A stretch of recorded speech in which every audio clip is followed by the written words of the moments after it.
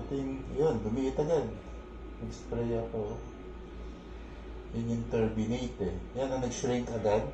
Kanina malaki yan eh. Hindi lang talaga. Kailangan natin makita yung drainage ng sinus. So, walang polyp, walang sinusitis. Good. Wala na masyadong sipon. Yung problem mo na, ito konting sipon sa likod. Hinga sa ilong. Say K. K. Good. Walang bukol sa likod ng ilong. Likod na yan. Yung sa pharynx. Then I'll transfer to the other side. Dito, mas masikip pa rin. Yung gitna ng ilong mo kasi naka-bend towards the right. Yan ang may nakaus yung buto dito. Pero nagsishrink na rin yung turbinate. There should be more space here. Try kong lapitan yung sinus.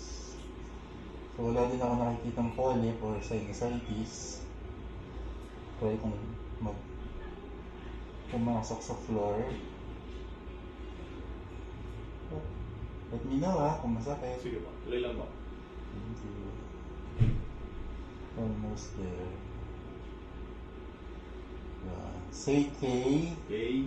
Good. Yan. Yan yung likod. Konting-konti lang ang sipon. Ang problem mo, yung turbinates, namamaga.